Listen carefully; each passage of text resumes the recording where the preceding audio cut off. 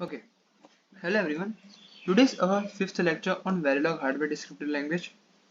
हमने हमारी Verilog की प्लेलिस्ट में लास्ट वीडियो में देखा था कि हमने 1 बिट कंपैरेटर डिजाइन किया था. ठीक है.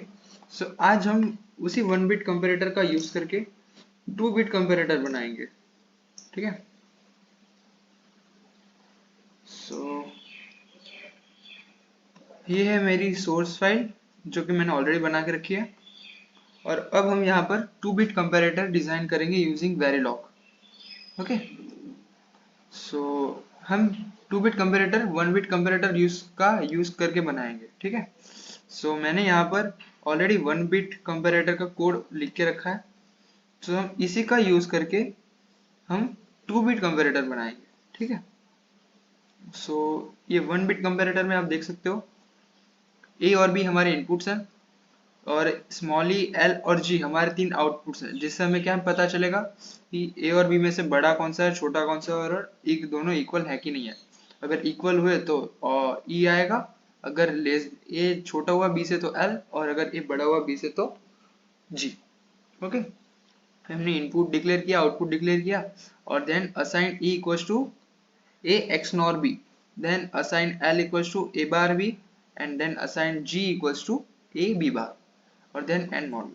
ये था हमारा 1 बिट कंपैरेटर का कोड. अब हम इसी का यूज करके 2 बिट कंपैरेटर बनाएंगे. सो 2 बिट कंपैरेटर डिजाइन करने के लिए सबसे पहले हम मॉड्यूल का नाम दे देते हैं कि let's say module bit underscore 2 comparator का सी डाल देते हैं.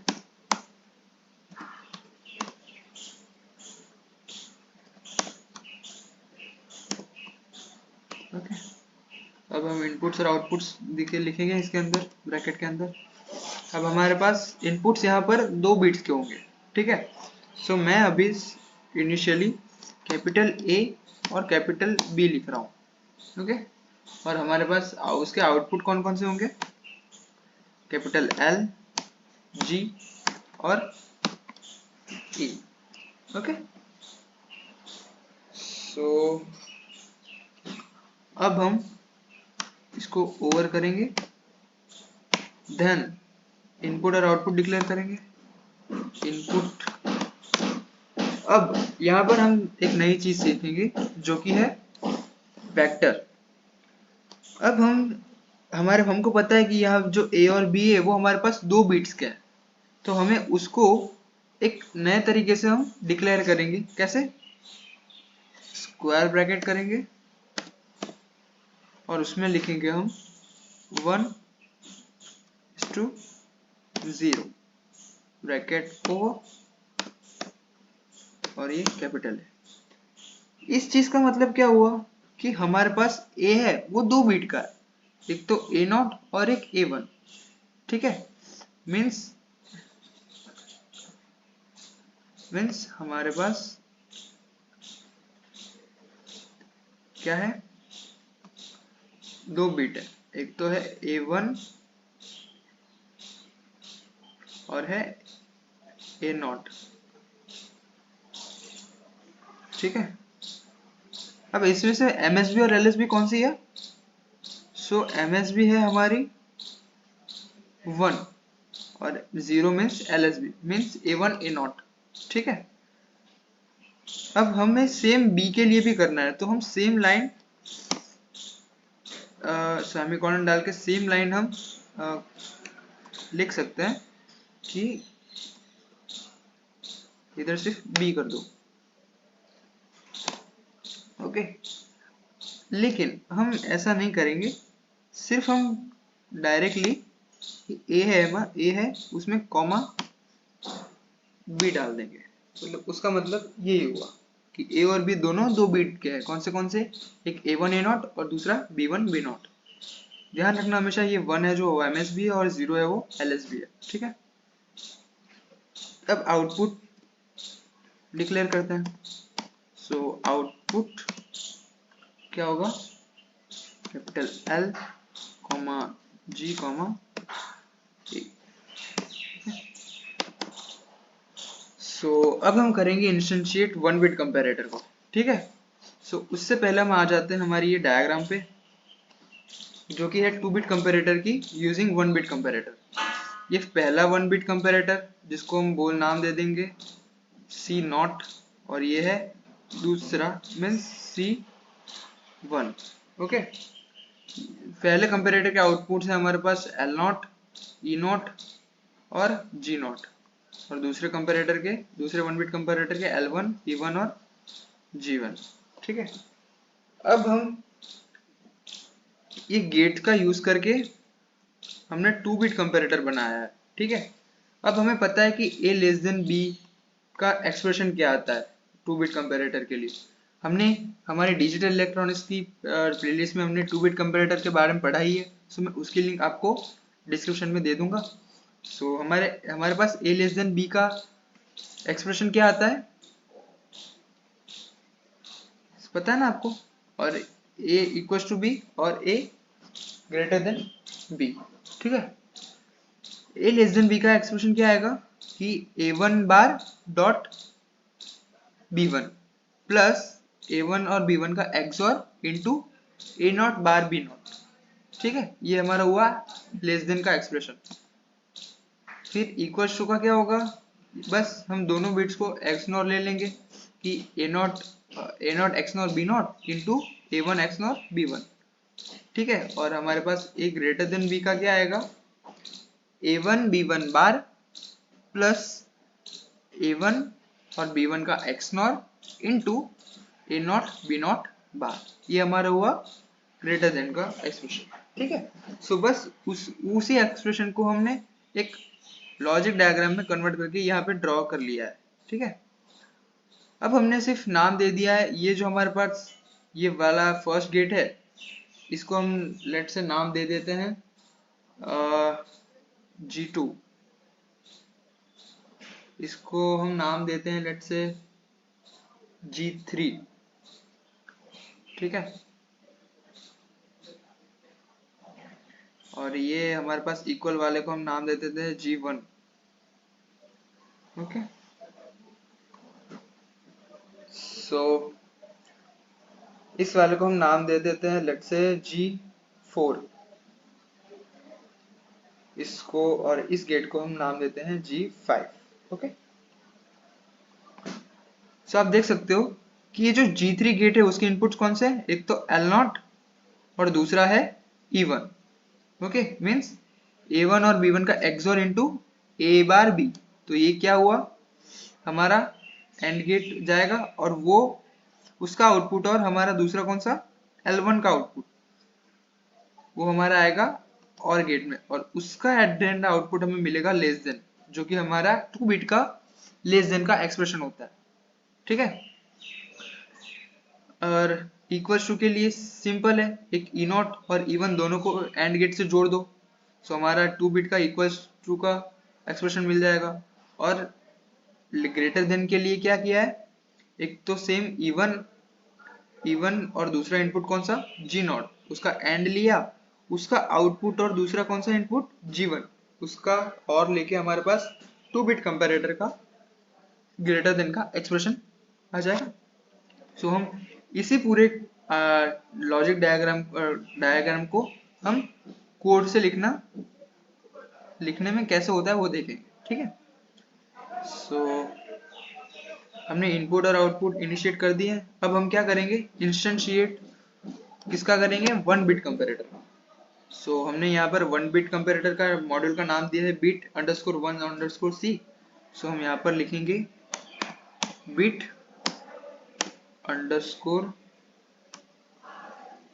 1 _ c for first comparator, okay, for first comparator. So हम उसको नाम क्या दिया हमने, लेट से C0 दे देता, ठीक है।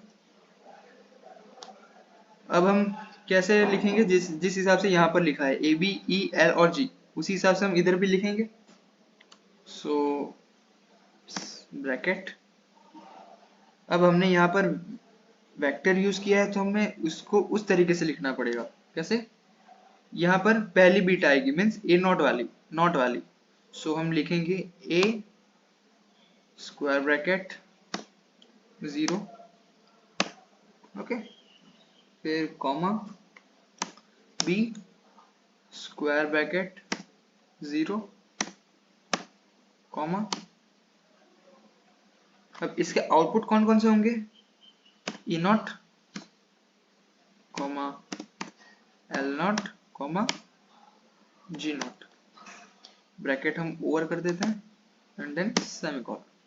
ठीक है, अब हम सेम किसके दूसरे कंपैरेटर के लिए लिखेंगे। ठीक है, सो मैं इसको कर लेता हूँ कॉपी एंड देन पेस्ट। नाम हम उसको दिया है हमने C1, ओके। और सो यहाँ पर क्या आएगा? A1 B1 E1 L1 and G1, okay. So ये कर लिया हमने 1 बिट कंपैरेटर को इंस्टेंशिएट। ठीक है, अब हम दूसरे जो बाकी के हमारे गेट्स बचे हैं उस पर आ जाते हैं। तो सबसे पहले हम लेते हैं इक्वल टू वाला। सो उसमें कौन सा गेट यूज हुआ है? एंड, और हमने उसको नाम क्या दिया है? G1, okay. So and G1 bracket, सबसे पहले हम आउटपुट लिखेंगे। उसका आउटपुट हमारे पास क्या है? कैपिटल E, और इनपुट कौन कौन से हैं? E1 and E2, okay sorry, E1 and E0, okay, bracket over and semicolon.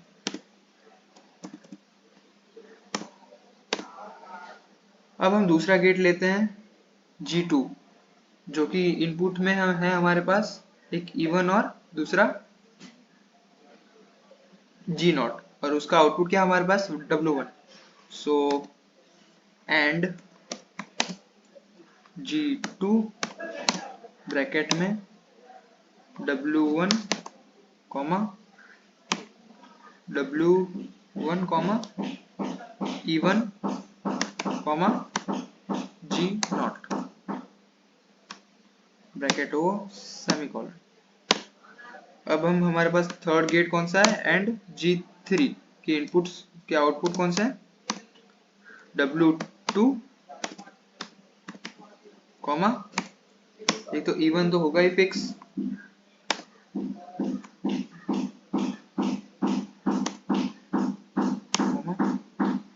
E1 comma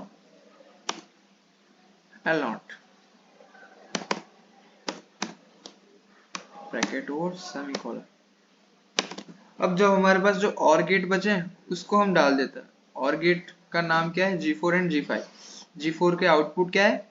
G, और input W1 and G1, okay. सो और G4 ब्रैकेट में आउटपुट क्या मिल रहा है हमें? कैपिटल G, कॉमा इनपुट में हमारे पास W1 और G1, ब्रैकेट ओवर सेमीकोलन। फिर हमारे पास क्या है? और G5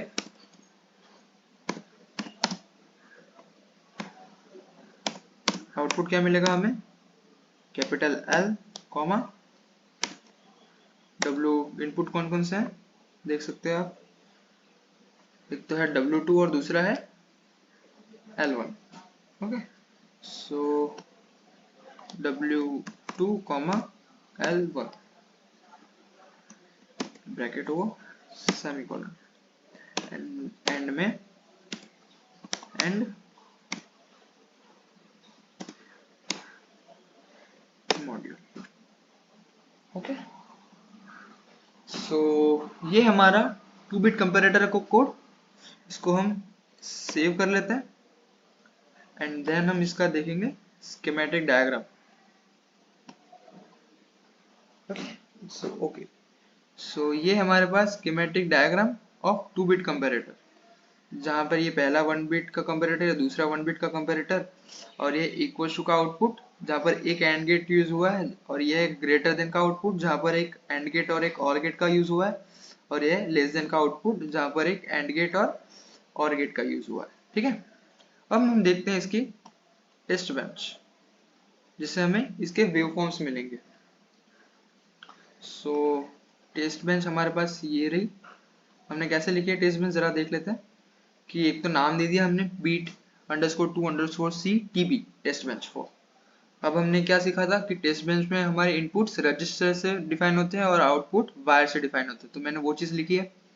देन हमें इनपुट के टेस्ट बेंच के हमारे इनपुट्स और आउटपुट्स को सोर्स के इनपुट्स और आउटपुट को के साथ कनेक्ट करने के लिए हम क्या करेंगे, bit underscore 2 underscore C UUT dot A bracket A dot B bracket B और तीनों आउटपुट्स। ओके, ये हमने सीखा है हमारे पिछली वीडियो में। Then initial and begin. अब हम नई चीज है ये कि हम हमारे पास ए के 2 बिट्स और बी के 2 बिट्स है, मीन्स ए के कितने 4 पॉसिबल कॉम्बिनेशन बनेंगे और बी के भी 4 पॉसिबल कॉम्बिनेशन बनेंगे।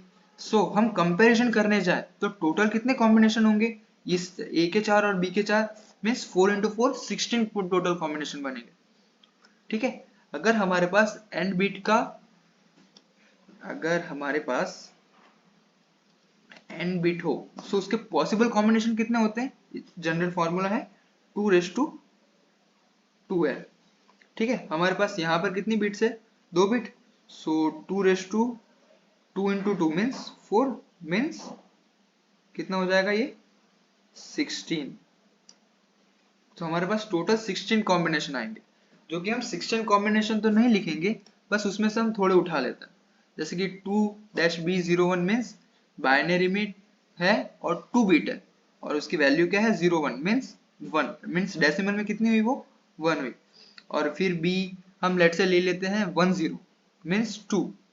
अब लेते हैं 3 यूनिट सेकंड के बाद 3 टाइम यूनिट के बाद 11 2 बिट में बाइनरी में 11 मीन्स डेसिमल में क्या हुआ 3 और 2B10 मीन्स बाइनरी में 2 बिट में 10 मीन्स 2। ऐसे हमने थोड़े पॉसिबल कॉम्बिनेशन ले लिए 16 में से।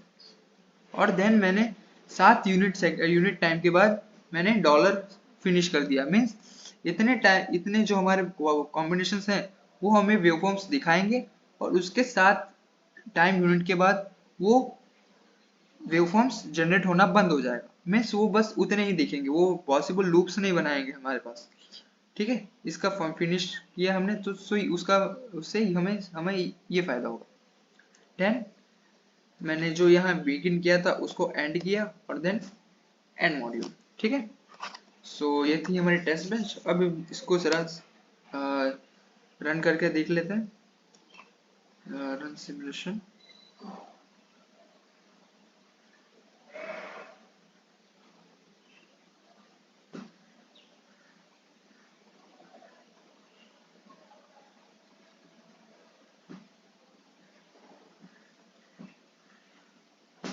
ओके, सो देख सकते हैं ये हमारे पास वेवफॉर्म्स।